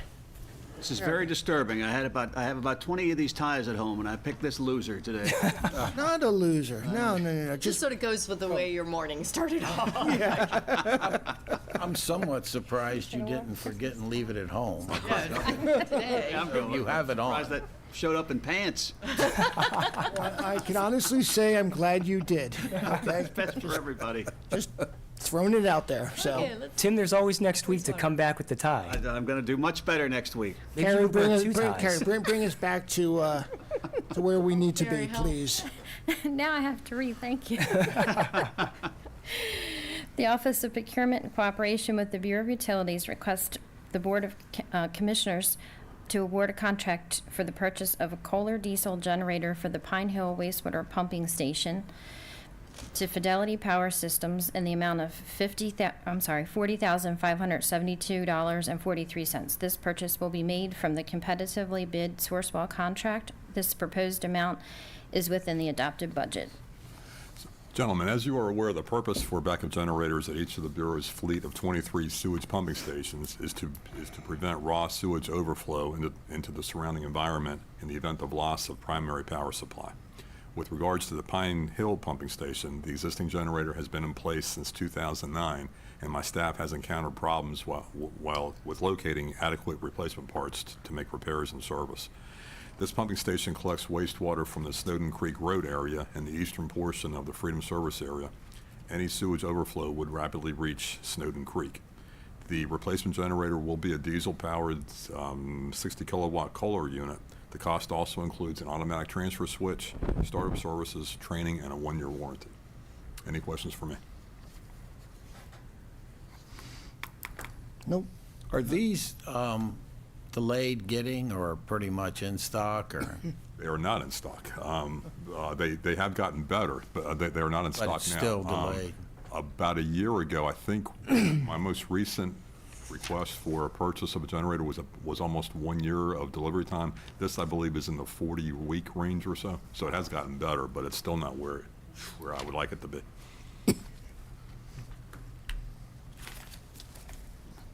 Commissioner Rossi, you want to take this one because it's District 5? Go ahead. All right. Motion to award a contract for the purchase of a Kohler diesel generator for the Pine Hill wastewater pumping station to Fidelity Power Systems in the amount of $40,572.43. I'll second that. Okay. Is there any discussion on this? Seeing here none, all in favor? Aye. Okay, let's talk about a contract award cleaning and lining of sewage laterals at various locations within the Freedom District service area. The Office of Procurement in cooperation with the Bureau of Utilities requests your approval to award a contract for the cleaning and lining of sewage laterals at various locations within the Freedom District Service Area to PBP Underground LLC of Frederick, Maryland, in the amount of $65,395. This award will be made via a competitively bid term contract. The proposal amount is within the adopted budget. So gentlemen, the county owns and maintains the portion of the residential sewer laterals from the cleanout located nearest the roadway to the sewer main. As these laterals age, they are prone to underground soil pressures and shifting and settlement. As this happens, the pipe joints open up ever so slightly, and this does allow fine and messy tree root matter to enter into the lines. Over time, this can and does result in sewer blockages and backups. My wastewater collection staff have identified 16 properties throughout the Freedom District on the roadways that are summarized in the briefing paper that are experiencing these root intrusion problems within the laterals. The scope for this item includes the cleaning and removal of the tree roots followed by a lining operation. These lining improvements will effectively seal the pipe joints and will eliminate any further tree root intrusions and sewer blockages.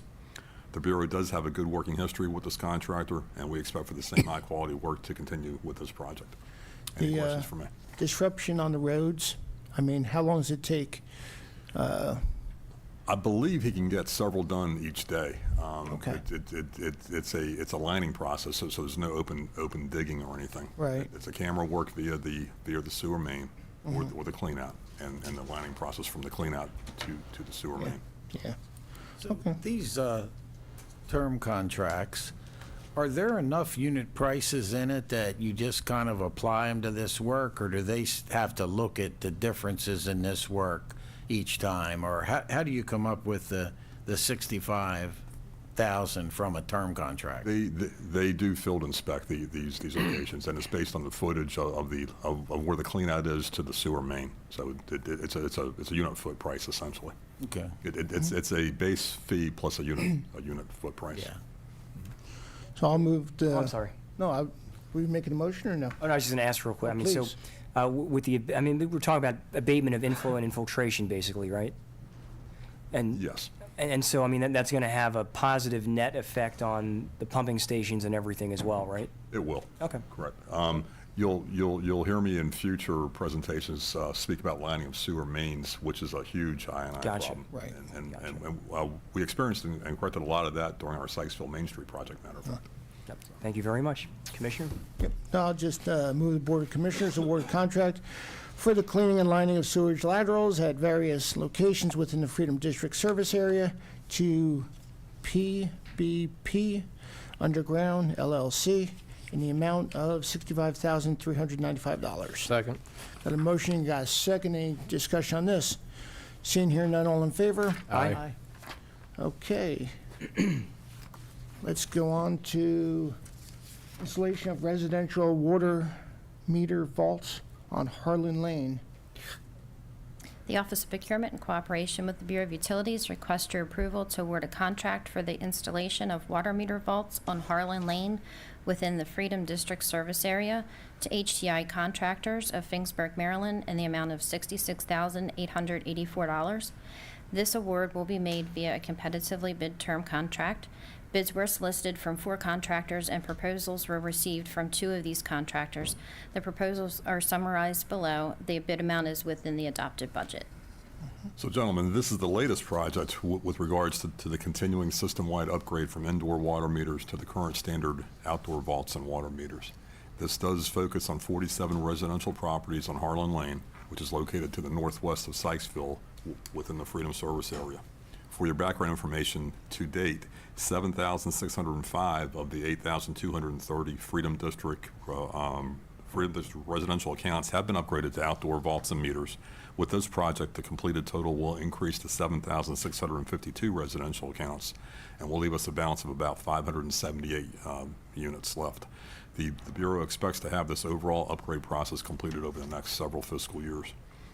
The average unit cost of $1,423 is consistent with other recent water meter vault projects, and the Bureau has a very good history of work experience with HTI, and we definitely will expect this to continue with this project. Any questions for me? Nope. I'll move the Board of Commissioners award a contract for the installation of water meter vaults on Harlan Lane within the Freedom District service area to HTI Contractors in the amount of $66,884. Second. Got a motion, got a second. Any discussion? Seeing here none, all in favor? Aye. Aye. Thank you, Hey, gentlemen. The day was interesting with bid spreads. PennDOT, every bid day, their bottom line is the difference of all the bid spreads added up and saying, we saved the taxpayers of Pennsylvania this much money today. I start doing that.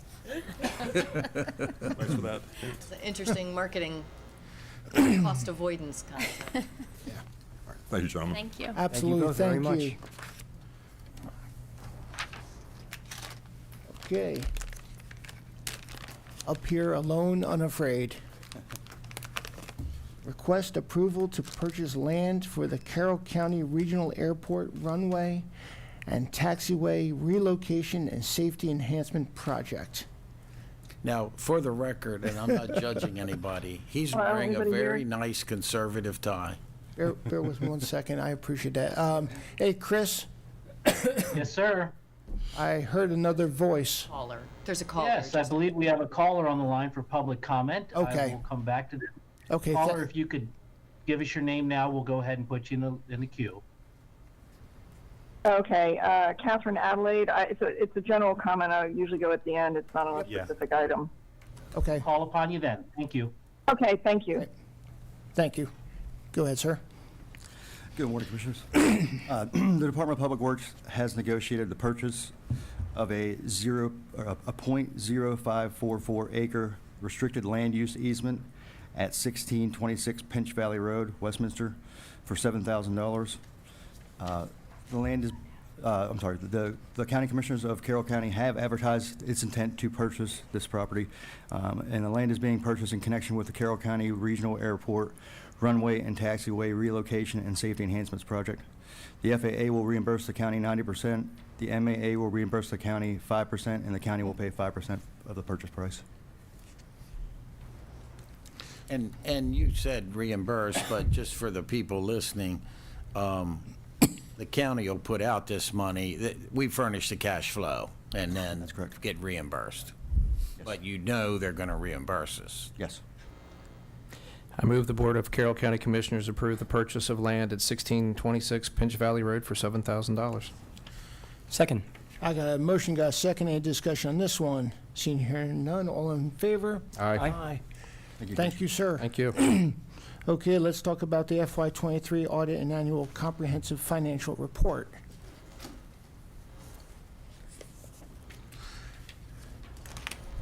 Good morning to you both. Good morning. Ladies. Morning. You saved the fun to the last, right? Are we getting homework? Why, thank you. Is it a comprehensive or is it a chapter specific? It's comprehensive. Oh, boy. Thank you. And it's not multiple choice, so. Uh-oh. There's no pictures. Your pictures are in there. No, I don't care about my picture. I want more pictures. Pictures of balance sheets. Well, there's pictures of balance sheets in there. Okay. Jenny? Good morning, Commissioners. With me is Ms. Sherry Amos. She is from our audit firm, Clifton Larson Allen. Morning. We're going to address the board with the audit results. So we're before you to disclose the FY23 audit results of the county. And then we give you a draft copy of the audit. It's draft, just so you know we're in the process of getting the opinion letter from the auditor. Oh, wow, our pictures are in there. He found the pictures. I found the pictures. The audit and financial statements are required by the state law, and we use these documents to meet those requirements for federal and state government, as well as the bond markets use these documents, and disclosures are required to meet that. We're very pleased to say we've received an unmodified opinion, and I'll let Sherry kind of give you the definitions of what that means, which is our goal. Basically, we've received a clean opinion, and we've met the requirements these financial numbers that underline the credit rating agencies with the AAA. That's what they really are looking at, clean audits, the good numbers. So we've been able to achieve that. Following your acceptance, any comments here today, we will be posting this for the public online, probably the middle of the next week, once we get everything together. In addition, we file this with the state of Maryland to allow them to report our uniform financial report, and that's a report that the state of Maryland gathers from each county to be able to compare the data. It's kind of more of a comparison so that each county can be compared easily across the state. We do a federal single audit, which is due on March 31st. We will be issuing that sometime in January. That one's a more intense audit. That's an audit of all of our federal grants. So as you know, with the ARPA money, there's a lot more money and a lot more tracking of that one.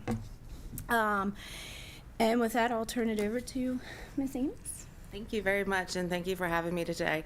As Jenny said, we are issuing a modified audit opinion on your financial statements. In layman's terms, that's the technical audit term, but in layman's terms, that is a clean or a very good audit opinion. It's the highest level of assurance I, as an auditor, can provide to you all as a county over your financial information.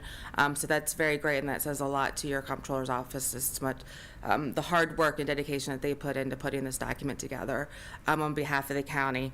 As Jenny did say, the opinion isn't in there yet because it is held up in my admin process right now, to be very honest. We have a lot that's going out the door this week and next week, and so it's really an administrative process at this point to get the document to Jenny to put into the financials.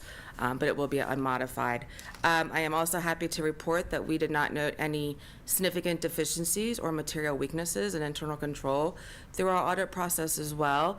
If we did, we would have to report that to you today as well. So I'm very pleased to say that. One thing I do like to, just kind of mention when I do these presentations is, as you all are saying, this is a very large document, and to be honest, it's not even fun for me as an auditor to review. It's a lot to go through, but I always advise that councils, commissioners, boards of yourself, look at the management discussion analysis that begins on page 18. It's a couple pages, but it really does provide a very good overview of how the financial information, kind of what the changes, significant changes, increases, decreases for the year are, and I say just really just gives a very, in layman's terms, I guess, kind of a representation of the numbers. So if anything, I always suggest that, just do that little, maybe 10-page read out of the big document, so. And then I, as your auditor, do have some required communications to give to you all. It's very boilerplate because I will say, as the new kids on the block, I think we had some stumbles, obviously, just us trying to get an understanding of how you process transactions, your control system, and getting information that we requested out of your system. But overall, I think the audit went pretty well, given it was the first year for us this year. I anticipate, hopefully we can be done a little bit sooner going forward the next couple years. And obviously, as we get to know you all and you guys get to know kind of what we're looking for, that process will be, ironed out a good bit more. But overall, I think it went very well. So I really don't have anything crazy to report to you all today. We didn't have any uncorrected misstatements in the financial statements. This document is management's document. Management prepares all the information in here, so it's their document. I only provide the opinion that goes in it. So management's responsible for making sure the numbers are reported accurately, for making sure that there's an internal control system in place over financial reporting, and also making sure that they're selecting the correct accounting policies to apply to the statement. So we didn't find any issues with any of those areas to provide to you all today. I do always like to note that there are significant estimates in the statements. These include your estimates for your pension liability and your OPEB liability, future payments to employees as they retire from the county, as well as incurred but not reported claims on your health insurance as well. Those three are actuarial calculations that are performed by the county's actuaries. We look over that information to make sure it's reasonable, make sure it's in compliance with any relevant accounting standards and industry norms, and didn't have any problems with those. But obviously, those estimates are subject to change going forward. Anytime you change any of your plan documents or the benefits you're offering, or even the makeup of your county demographics will change those liabilities in the future. So you also have a liability for your landfill as well. There's a lot of regulations that go over the landfill area, so that is also estimates the future costs that you might have to pay to comply with all those regulations. So we did also implement one, I would say, significant accounting standard this year. This was related to GASB, Government Accounting Standards Board number 96, related to subscription-based information technology arrangements. This is where we had to do, actually management did a very deep dive of the technology agreements that you all have throughout the county to determine if they complied with certain criteria within the standard to be recognized in the financial statements as a liability, because you're locked in to future contracts for future payments. So at the end of the day, it was a lot of work because there's a lot of agreements throughout the county for IT as we get more and more technology-based in all different kinds of areas. But I think at the end of the day, going through all those contracts, it really was not that material of a balance that we had to put on the statements.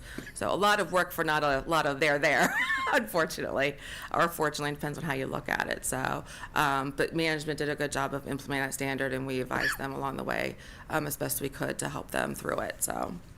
Other than that, the only other thing I wanted to mention is your statements do include your 3 component units, the Board of Education, the community college, and the library. Those are all separately audited entities. They have their own audits done at those locations. CLA does do all 3 of those by chance, but those numbers are incorporated into your financials as well, just because they're part of the reporting package as a whole under standard. So you'll see those as well. Other than that, that's all I had today, unless you guys have any questions. Well, I love when auditors come and smile. That's a good thing. But in case the public's listening, the draft copy or the final copy, how are they available to the public? Where do they find them? And are they more exciting than a Vigliotti novel? I doubt that. I'm sorry.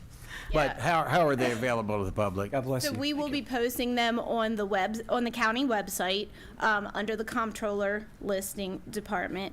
And also, if anybody wants a physical copy, they can contact our office and we can get a physical copy to them if they prefer that. So they will be made available to. They are also in each of our libraries. We put a copy. So each library will have a copy of the financial statements that you can check out and read at your leisure, maybe evening reading. Can I ask, I mean, do we know if anybody's ever actually checked them out? No, that's a good question. That's a good question. I'll have to reach out to the library and ask them if they've ever been checked out. I'm like, seriously, I'm curious. I mean, it's amusing, yes, but I'm also really curious about, you know. You can dust for fingerprints and see how many people hold them, but, Nobody wants to own up to checking out the financial report. okay. If I can say something real quick, I just want to thank Ms. Amos and her team.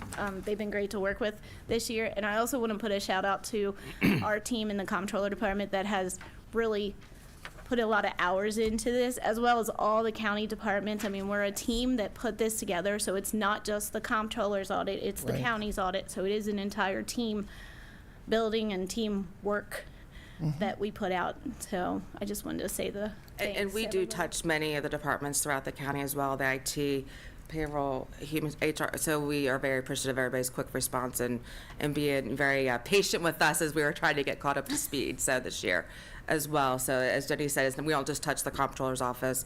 We get around, so to speak, to different departments and have conversations and ask for information. So everybody was wonderful to work with.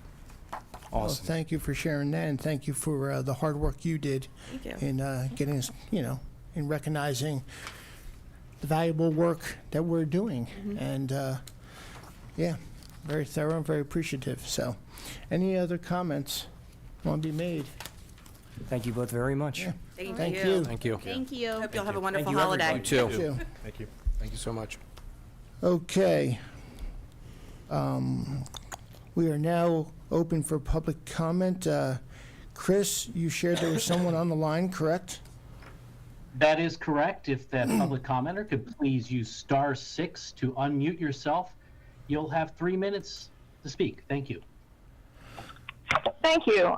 Catherine Adelaide, Carroll County Republican Central Committee. Congratulations to the new officers. Thank you all for everything that you do. I know you work hard for being Republicans. I am going to go ahead and jump to the particular reason I called, because I've got a little bit of a backlog, so I may have to just send the rest of it in an email report.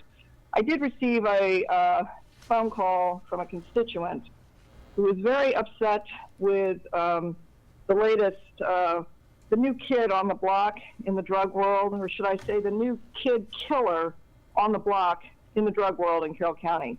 And that's Kratom, Kratom. No, it wasn't the Carroll County Times. I sent you a copy of an article she had sent to me. It's called Maryland Man's Death Linked to Kratom, published November 16th of 23. So, you may say, well, it's Baltimore, it's not Carroll County. Well, there's a business with a huge sign that cannot be missed on Route 140, which if I get the time, I'll probably be protesting in front of that. This is a completely unregulated drug. It is not approved by the FDA. It's extremely dangerous. The constituent who called me believes it's up there with fentanyl, but it doesn't have the numbers yet. And quote, it's only legal because it hasn't been made illegal. That doesn't really count. There are 5 states in the United States that have banned it. There are 8 other states that have local bans. And that's what she wanted me to ask you, and I agree with that, is for you to start looking at this. I'm just ringing the bell. It's coming, is to consider an emergency local ban of Kratom in Carroll County. I believe you have the authority to ban this in Carroll County for health and safety reasons for our citizens, and until it gets FDA regulation. There are literally no instructions when people are buying this at, over the counter in gas stations. So that was the reason that, I said she's working today, and I said I would call in. I've sent you the article, and I guess I got a little bit more time, so I will go back to some of the other items on my list. We just went to the MDGOP convention on December 1st and 2nd. Ben Cardin was our keynote speaker. It was wonderful. And I would refer you to an op-ed by our newest and youngest member on the committee, Sam Jones, in the Carroll County Times, who talked about how the party is unified regarding working municipal elections. We've had a really good success with municipal elections. Other items for Carroll County Republican Central Committee. We're not having a meeting this month, but we've been doing a fundraiser. So we hope each of you will buy a primary election sign, primary candidate of your choice. We're not allowed to, endorse anybody during a contested primary. They're $15, $20 if delivered. That's our fundraiser. You can go to ccgop.net and get more information about that. I've also been working on an emergency resolution, a pro-Israel resolution. It passed, I think, in Howard County. I'm trying to get it done quick in Carroll County, but it may not happen till January. I apologize. Please wrap up your comments. Okay. Thank you. That's great. The rest I will send in a report. Happy Hanukkah, happy Merry Christmas. I really appreciate the work that you're doing and hope to see you all soon. Take care. Thank you Bye-bye. so much. Thank you. I've never heard of Kratom, and I looked it up just now, and it reminds me of, honestly, of Spice, which is a synthetic marijuana that was sold in gas stations. Yeah. And when I ran the installation, I put a couple gas stations off limits because of that, but It's interesting. I looked it up myself. Kratom. Yeah, right. The first report I brought up was from the Mayo Clinic, stating how it's unsafe and ineffective. So thank you, ma'am, for calling in. It's always good to get a heads up on things like that, because I have to admit, despite the meetings I go to, and I think Commissioner Carl, you attend some of these meetings, I have never heard about that drug before. So, thank you. Yeah, it is interesting. They say it's used for chronic pain, osteoarthritis, and, a whole bunch of other things, fibromyalgia, but. Is it good for older people? Like you? So I don't know. Apparently not. I've never heard, I'd be interested to learn. I do appreciate the caller bringing something like that to our attention. Okay. Chris, is there anyone else on the line? That's all I have for today, sir. Okay, thank you. Is there anything for open admin? Yes, so each year, the board gets the privilege of appointing the tax collector for Carroll County. Last year was Ms. Hobbs. Is that their first year, or anyway? Appointed halfway through. Yeah, so last year and a half, it's been Ms. Hobbs. If the board would like to reappoint Ms. Hobbs. Motion to reappoint Ms. Hobbs. Second. Any discussion on this? Do you have any objections? Don't ask her. All in favor? Aye. Okay. Well, so that's also in your signature folder. Also in the, there's a letter of support for the LMB you talked about with Ed Singer last time he was here just before Mako. And then the rest of the stuff is for. Okay, thank you. I need for a review and approval for the November 30th closed minutes land acquisition. So moved. Second. I see a motion and a second. Is there any discussion on this? Seeing here none, all in favor? Aye. Okay. Yeah, Ms. Wanda, come on up. How are you today, Wanda? Can I ask a tax collector question? Uh-oh. I'm not sure I understand this, who'd have thought. Let's say I go down to the window and I pay my property taxes. What happens with that money? Does it have to go to the state? Where does it go, and how soon? It goes to my Aruba fund. If everything were working right in the world, it would go to my Aruba fund. But And it doesn't, because we just got a clean audit, so. Oh, I know. But I'm like in other words, if I come in and pay my taxes, and the next day sell the property, do the records show it, or does Yes. it take a while? Nope. It is immediate. We post them as you're standing at the window, or we post them as they're processing the mail.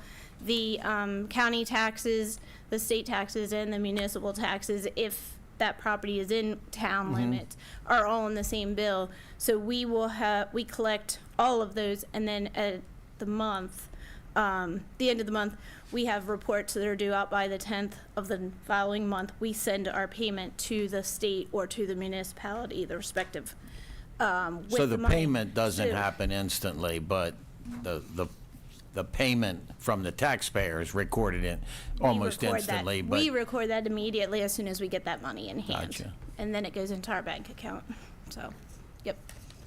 to Thank pay you. early and often. And we get to collect the interest. now, if I come in and I've already paid it, you'll tell me that, right? Yes, we will not Good. take the money again and say, we'll say, no, somebody else came on your behalf and paid it. And Yeah.